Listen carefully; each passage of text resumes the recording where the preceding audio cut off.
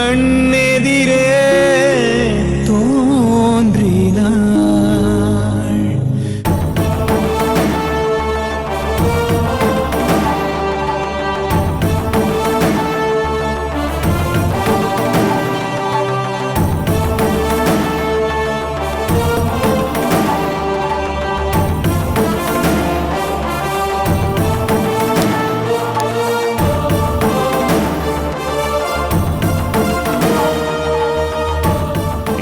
என்ன இழிச்ச மணி என் தலையில் எழுதி ஓட்டியிருக்கா?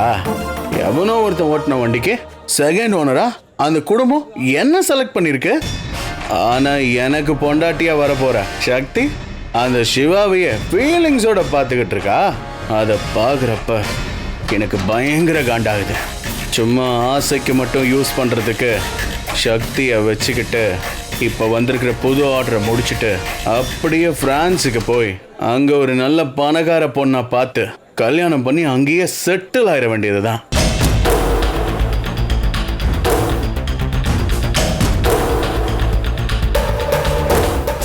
இந்த சந்தோஷ் என்ன ஆனான்னு தெரியலையே.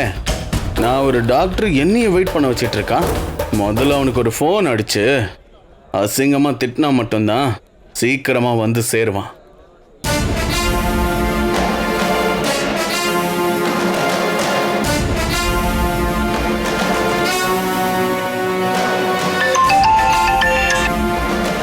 ஹலோ. மச்சான், உனக்கு கொஞ்சமாவது மனசாட்சி இருக்காடா? என்ன போதை அதிகமாயிடுச்சா? ஏதேதோ பேசி சம்பந்தம் இல்லாம உளறிட்டு இருக்க. யாரு? நான் உளறேனா? மச்சி, ஒரு ஆஃப் அடிச்சுட்டு ரொம்ப ஸ்டெடியா இருக்கேன். கரெக்டா ஓ நம்பருக்கு ஃபோன் போட்டு உன்கிட்டயே பேசிட்டு இருக்கேன் பாத்தியா? சரிடா டாக்டர், நீ கில்லி தான், நான் ஒத்துக்கிறேன். எதுக்கு கூப்பிட்ட? 3 மணி நேரத்துக்கு முன்னாடி நான் பாருக்கு போறேன்னு சொல்லி ஃபோன் போட்டேன். அப்பவே என்கிட்ட இதோ 10 நிமிஷத்துல வந்துடுறேன்னு சொன்னேன். அப்படி நீ சொல்லி கிட்டத்தட்ட எவ்வளோ நேரம் ஆச்சுன்னு நீயே யோசிச்சு பாரு. இப்போவாவது உனக்கு வர மாதிரி ஐடியா இருக்கா? இல்ல பார் க்ளோஸ் பண்ணதுக்கு அப்புறம் தான் வருவியா? மச்சான், கொஞ்சம் அப்படியே திரும்பி பாரு, நான் வந்துட்டேன். ஏய், சாரி மச்சான், ஒரு லோக்கல் ஆர்டர் இப்போ கோவால இருந்து வந்திருக்கு. அதான் நம்ம டீமுக்கு ஃபார்வர்ட் பண்ணிட்டு கொஞ்சம் டீட்டெயிலா பேசிட்டு வரதுக்கு லேட் ஆயிடுச்சு. அப்புறம் மச்சான், வாழ்த்துக்கள். எதுக்குடா நீ லேட்டா வந்துட்டு எனக்கு வாழ்த்துக்கள் சொல்ற? என்ன மச்சி, நீ எவ்வளவு பெரிய டாக்டர், ஆனா அது எல்லாத்தையும் கொஞ்சம் ஓரம் கட்டிட்டு ரொம்ப பெரிய தியாகியா சக்தியை கல்யாணம் பண்ணிக்க போறல்ல, அதுக்கு தான் இந்த வாழ்த்து. டேய் போடா, நீ வேற சும்மா வெறுப்பேத்திக்கிட்டு இருக்க. அவளோட மனசு முழுக்க இப்ப வரைக்கும் உன் அண்ணன் மட்டும்தான் இருக்கான். நீ வேற ஏன்டா? நான் அவளை கல்யாணம் பண்ணிக்க சம்மதிச்சதுக்கு ஒரே காரணம் அந்த கிழவி அபிராமி தான்டா. அந்த கிழவியை வச்சு ஒரு சில முக்கியமான விஷயம்லாம் பண்ண வேண்டியிருக்கு. அதுக்காக மட்டும்தான் அந்த கிழவி எது சொன்னாலும் நான் கேட்டுட்டு இருக்கேன். மச்சி, நமக்கு காரியம் ஆகணும்னா யாரோட வாழ்க்கையில வேணாலும் விளையாடலாம், எத்தனை கல்யாணம் வேணாலும் பண்ணலாம், எவ்வளவு பேரை வேணாலும் ஏமாத்தலாம். அதான் மச்சி நம்ம பாலிசியே. அட போடா, ஒரு 2-3 ப்ராஜெக்ட் பண்ணி முடிச்சுட்டு கூடிய சீக்கிரம் பிரான்ஸ்ல போய் செட்டில் ஆயிடணும். இப்போ உன்னை இங்க மெயினா வர சொன்னதுக்கு முக்கியமான ரீசனே நாம ஒரு பெரிய ஆப்ரேஷன் பண்ண போறோம். அதை பத்தி டிஸ்கஸ் பண்ண தான் உன்னை நான் வர சொன்னேன்.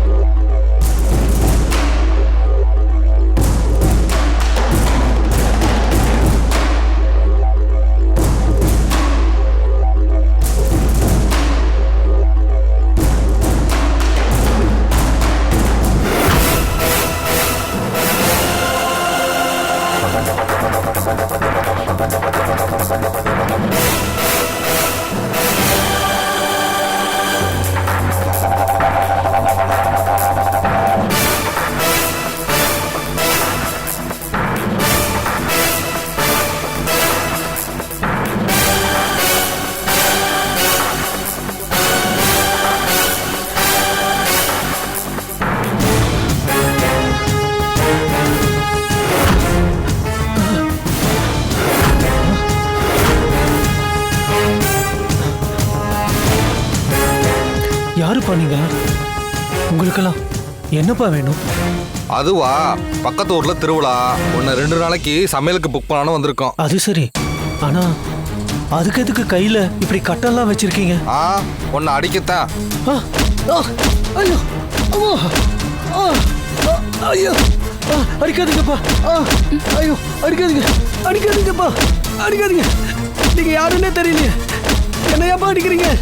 ஆமா, ஆ, ஆ, ஐயோ சொல்லுங்கப்பா. ஐயோ ஐயோ அடிக்காதீங்க. ஆ, ஆ, ஆ, ஆ, அப்பா ஐயோ ஆமா, ஆ, அடிக்காதீங்க. ஐயோ ஐயோ அப்பா அடிக்காதீங்க. ஐயோ யாராச்சும் வாங்கல, என் அப்பா வடிக்கிறாங்க. அப்பா அப்பா டேய் யாரோ வராங்கடா, வாங்க போயிடலாம். வாங்கல. அப்பா அப்பா அப்பா அப்பா அப்பா என்ன பாச்சு? யார் பயவங்கலாம்? தெரியலம்மா, யாரும் தெரியல. அப்பா ஒண்ணும் இல்லப்பா. டேய் மச்சான், கல்யாணத்துக்கு முன்னாடி அந்த சக்தியை எங்கேயாவது லாங் டிராவல் கூட்டிட்டு போலான்னு இருக்கேன். யாரு? சக்தியவா? டேய் அதுக்கு எதுக்குடா இப்படி சிரிக்கிற? அது ஒண்ணு இல்ல மச்சான், கடந்த காலத்தை நினைச்சு பார்த்தேன். டேய் என்னடா கடந்த காலம்னு கதை சொல்ற? ஏதாவது ஏடா கூடமா வேலை பார்த்துட்டியா? நீ வேற மச்சான், நீ நினைக்கிற மத்த பொண்ணுங்க மாதிரி ரொம்ப கேஷுவலான பொண்ணு இல்ல அந்த சக்தி. அவ கொஞ்சம் டேஞ்சரானவ. பார்க்கறதுக்கு ரொம்ப சைலண்டா இருக்கிற மாதிரி இருக்கும், ஆனா யாராவது அவகிட்ட கொஞ்சம் தப்பா நடந்துக்க ட்ரை பண்ணா கூட வைலண்ட் ஆயிடுவா மச்சான். எங்க வீட்ல அவ வேலை பார்த்துட்டு இருந்தப்போ நான் எத்தனையோ முறை அவளை டேட்டிங்க்கு கூப்பிட்டு ட்ரை பண்ணிருக்கேன் மச்சான். ஆனா ஒரு தடவை கூட அவ நான் விரிச்ச வலையில விழவே இல்லை. அப்ப நான் ட்ரை பண்றதே வேஸ்ட்னு சொல்றியா மச்சி? மச்சான் நான் எப்பவும் உன்னை அப்படி சொல்ல மாட்டேன்டா. ஏன்னா வாழ்க்கையில என்னை விட உனக்கு ரொம்ப லக்கு ஜாஸ்தியா இருக்குடா. அதனாலதான் அந்த சக்தி நீ வெறிக்காத உன்னோட வலையில வந்து மாட்டிக்கிட்டா. நான் பக்காவா ஒரு பிளானை போட்டு அவளை வெளியே கூட்டிட்டு போய் என்ன செய்யறன்னு மட்டும் பொறுத்திருந்து பாரு மச்சி.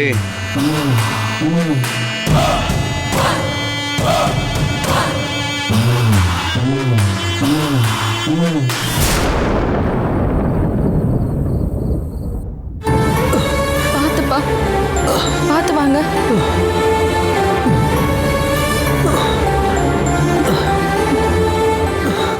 நீங்க உட்காருங்கப்பா, பாத்து. அம்மா, அம்மா, அப்பா, அம்மா.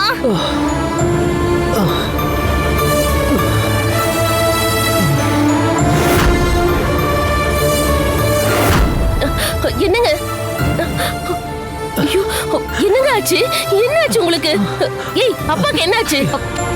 நம்ம தெரு மனைக்கு முன்னாடி யாரோ சில ரவுடிங்க வந்து அப்பாவை பயங்கரமா அடிச்சுட்டு போயிட்டாங்கம்மா. அவங்க அடிச்சு கீழே புடிச்சு தள்ளி விட்டதாலதான் அப்பாக்கு இவ்ளோ பெரிய காயம் தலையில. காலையில நீங்க வீட்டை விட்டு கிளம்பும் போது நான் தான் உங்களுக்கு அவ்வளவு தூரம் படிச்சு படிச்சு சொன்னேன்ல. இந்த வீட்டுல நான் எது சொன்னாலும் யாரும் எதுவும் கேக்குறதே இல்ல, என் வார்த்தைய மதிக்கிறதே இல்ல. உண்மையை சொல்லுங்க, என்ன பண்ணி வச்சீங்க? அந்த சிவா தம்பிய பார்த்து எல்லாம் உண்மையை சொல்லிட்டீங்களா? அம்மா, அப்பா ஏற்கனவே தலையில அடிபட்டு வந்திருக்காரு. என்ன ஏதுன்னு விசாரிக்காம நீ என்னடான்னா வாய்க்கு வந்த மாதிரி இவரை போட்டு திட்டிட்டு இருக்க. நீ முதல்ல உள்ள போ. லட்சுமி, உள்ள போன்னு சொன்னேன்ல. இப்ப எதுக்கு அவளை திட்டிட்டு இருக்க? நீங்க வாயை மூடிட்டு சும்மா இருங்க. போடி உள்ள.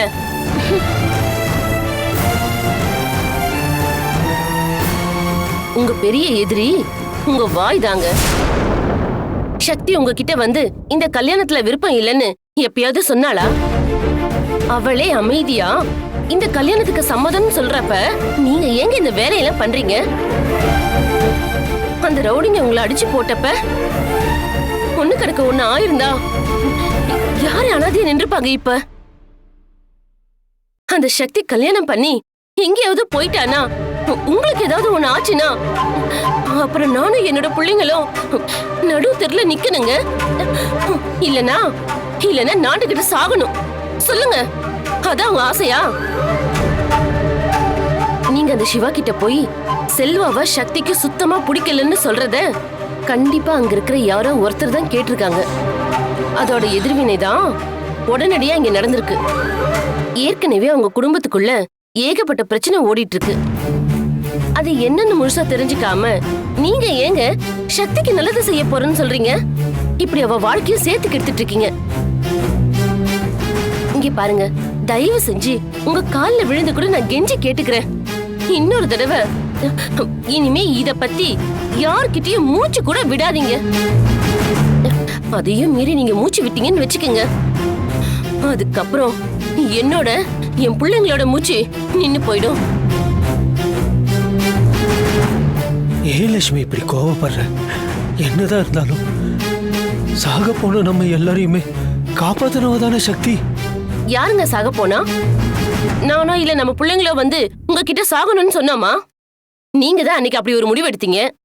ஒருவேளை அன்னைக்கே நாங்க செத்து தொலைஞ்சிருந்தா நிம்மதியா இருந்திருப்போம். ஆனா இப்ப பாருங்க, நீங்க போய் அந்த பெரிய குடும்பத்தை பகைச்சுக்கிட்டதால நாங்க எல்லாருமே ஒவ்வொரு நாளும் உங்களால செத்து செத்து பொழைச்சிட்டு இருக்கோம். சக்திக்கு ஏதாவது நல்லது பண்ணணும்னு சொல்லி அவளோட வாழ்க்கையை நாசம் பண்ணிடாதீங்க. நீங்க இனிமேலாவது செல்வா சக்தியை பத்தி வெளியே எதுவும் பேசாம அப்படியே உங்க மனசுக்குள்ள குழி தோண்டி புதைச்சிருங்க. அப்பதான் நீங்களும் நிம்மதியா இருக்க முடியும், நாங்களும் நிம்மதியா இருக்க முடியும்.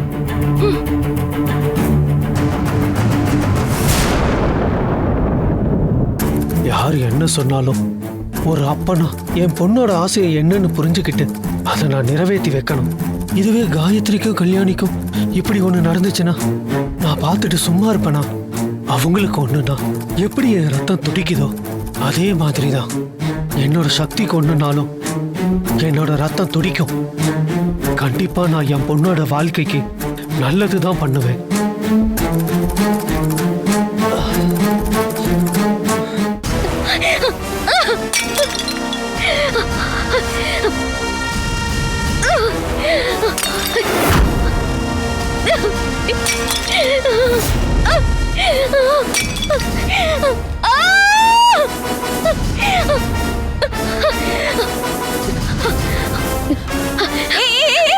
அனிதா, விடு. அனிதா, என்னாச்சு உனக்கு? ஏன் இப்படி எல்லாம் பண்ணிட்டு இருக்க? உனக்கு என்ன பைத்தியம் பிடிச்சிருக்கா? இப்பெல்லாம் என்னால முன்னாடி மாதிரி பொறுமையா நிதானமா இருக்க முடியல அத்தை. ரொம்ப கோபம் வருது. இப்ப இங்க இருக்கக்கூடிய பொருள் எல்லாத்தையும் எப்படி தூக்கி உடைச்சனோ அதே மாதிரி ரவுடிங்களை செட் பண்ணி அந்த கணேசன் மண்டைய உடைக்க சொல்லிட்டேன். செல்வா சக்தி கல்யாணத்தை நிறுத்துறதுக்கு அந்த கணேசன் சிவா கிட்ட பேசியிருக்கான். அவன அனிதா, ஏன் இப்படி எல்லாத்துக்குமே டக்கு டக்குன்னு ரியாக்ட் பண்ணிட்டு இருக்க?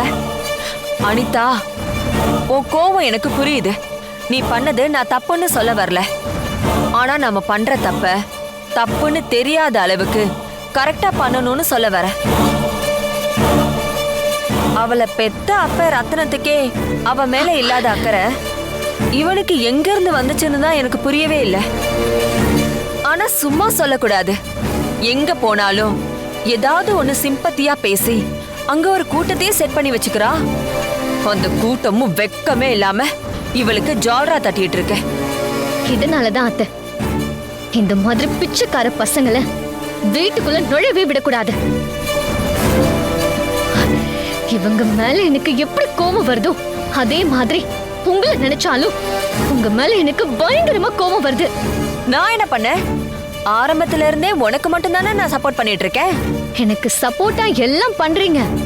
ஆனா எந்த நேரத்துல சப்போர்ட் பண்ணணுமோ அந்த நேரத்துல ஸ்ட்ராங்கான முடிவை எடுக்காம அப்பவே கோட்டை விட்டுடுறீங்க. என்னமா சொல்ல வர நீ?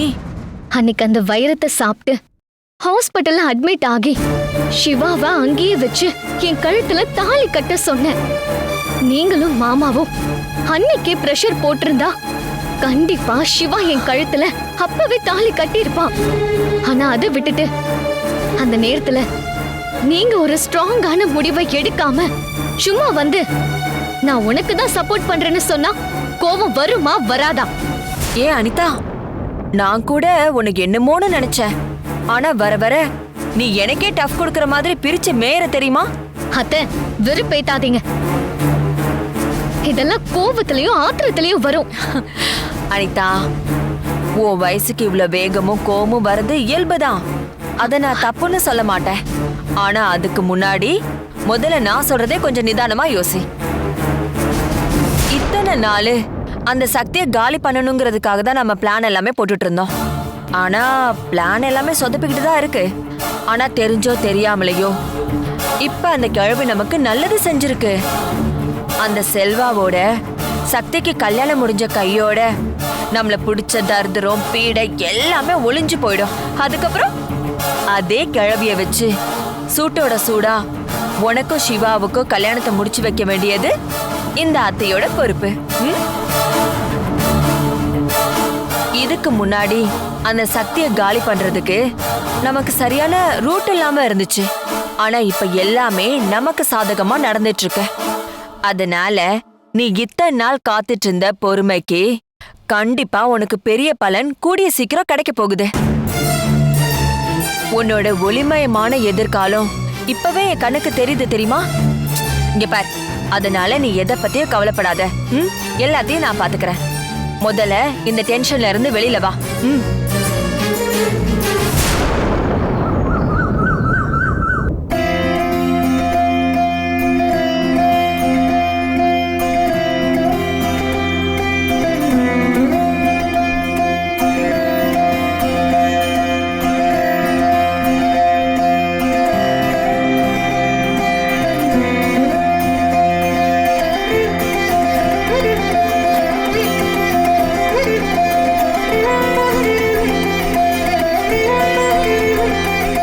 வாங்க வாங்க வாங்க.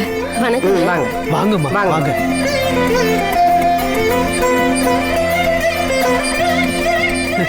வணக்கம். வாங்க உட்காருங்க. வாங்க சார் வாங்க. வாங்க. டைம் ஆயிட்டே இருக்கு. அங்க என்ன பண்ணிட்டு இருக்கீங்க? சீக்கிரம் வந்து சேருங்க.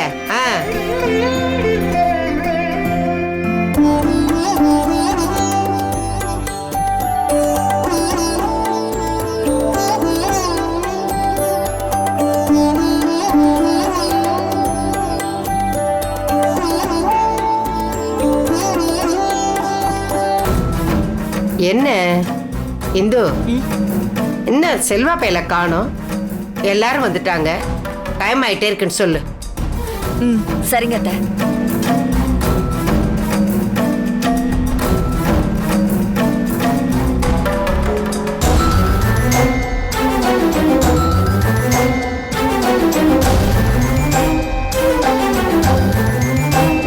சக்திக்கும் டாக்டர் செல்வாவுக்கும் 2 குடும்பத்துக்கு முன்னாடி கல்யாணத்துக்கு சம்மதம்னு முடிவெடுத்தாச்சு.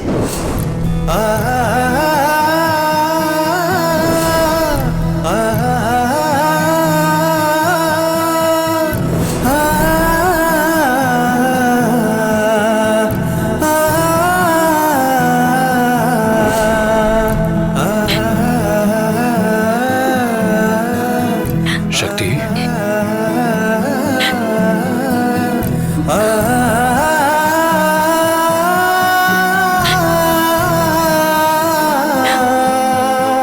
இப்ப எதுக்காக அழுகிற? இப்படி பண்ணிருக்கிற காரியத்துக்கு நான் தான் உன் முன்னாடி அழணும். உயிருக்கு உயிரா நீ என்ன காதலிச்சுட்டு எப்படி உன்னால இன்னொருத்தரை கல்யாணம் பண்ணிக்க சம்மதம் சொல்ல தோணுச்சு? அப்போ உண்மையிலேயே நான் உன் மனசுல இல்லையா? இல்ல மனசு எல்லாத்தையும் ஞாபகம் வச்சுக்கிட்டு உன் மனசுக்குள்ளே என்ன குழி தோண்டி புதைச்சிட்டியா? நீங்க எப்பவுமே என்ன புரிஞ்சுக்க போறதில்ல சார். இப்ப இந்த கல்யாணத்துக்கு நான் சம்மதிச்சது கூட எனக்காக இல்ல, உங்களுக்காக மட்டும்தான். எனக்காகவா? இதெல்லாம் நம்புற மாதிரியா இருக்கு? நீங்க என்னைக்கு என்ன முழுசா நம்பி இருக்கீங்க? இந்த உலகத்துல என் அம்மாவை விட நான் கண்மூடித்தனமா ஒருத்தர் மேல உயிரியே வச்சிருந்தேன்னா அது நீங்க மட்டும்தான் சார். மறுபடியும் என்னால உங்க வாழ்க்கையில எந்த பிரச்சனையும் வந்துடக்கூடாதுங்கிற ஒரே காரணத்துக்காக மட்டும்தான் இந்த வலி எல்லாத்தையும் நான் தாங்கிக்கிட்டு போறேன். இந்த ஜென்மத்துல சக்திக்கு புருஷன் ஒரு ஆள் இருந்தா அது நீங்க மட்டும்தான் சார். என்ன நீ கன்ஃபியூஸ் பண்ற. இப்ப வரைக்கும் எனக்கு புரியாத ஒரே விஷயம் என்னன்னா, என் மேல இவ்வளவு உயிரை வச்சிருக்கிற நீ எதுக்காக இந்த கல்யாணத்துக்கு சம்மதம் சொன்ன? இன்னைக்கு உனக்கும் செல்வாக்கும் நிச்சயதார்த்தம். இப்ப நீ உண்மையிலேயே என்னை உன் புருஷனை நினைச்சா இப்பவே இந்த நிச்சயத்தை நான் நிறுத்துறேன். இல்ல, அது மட்டும் என்னால முடியாது. குடும்பத்துல இருக்கிறவங்க எல்லாருக்குமே மனசு சரியில்லைன்னா சாமியை கும்பிட்டு மனசார வேண்டிப்பாங்க. ஆனா திடீர்னு ஒரு நாள் அந்த சாமியே நம்ம கிட்ட வந்து எனக்கு மனசு சரியில்லை, அதை நீதான் தீர்த்து வைக்கணும், அதுக்கு உன்னாலதான் பரிகாரம் பண்ண முடியும்னு நம்ம கிட்ட வேண்டுச்சுன்னா அப்ப நம்மளோட முடிவு என்னவா இருக்குமோ அதே முடிவுலதான் இப்ப நானும் இருக்கேன். சக்தி, எதுவா இருந்தாலும் கொஞ்சம் புரியுற மாதிரி சொல்லு. நீ தியாகம் பண்றேன்னு எனக்கு தெரியுது, ஆனா யார் சொல்லி இப்படி பண்ணிக்கிட்டு இருக்க? எதுக்காக நம்ம காதலை தியாகம் பண்ற?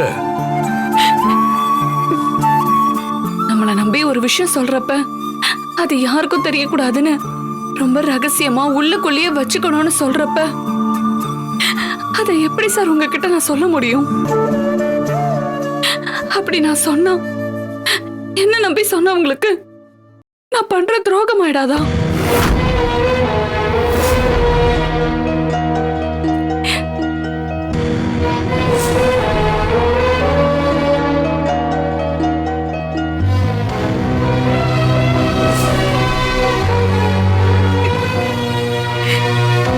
அப்போ நீ ஒரு முடிவோட இருக்க, ஆ? அந்த செல்வாக்கு மனைவியா வாழணும்னு முடிவு பண்ணிட்ட, அப்படித்தானே? இந்த சக்தியோட உடம்புல இருந்து கடைசி மூச்சு போற வரைக்கும் நான் சிவா சாரோட பொண்டாட்டிய மட்டும்தான் இருப்பேன். அதையும் தாண்டி இந்த கல்யாணத்துக்கு நான் சம்மதிச்சிருக்கேன்னா இதோட முடிவு என்னவா இருக்கும்னு பொறுத்திருந்து பாருங்க சார்.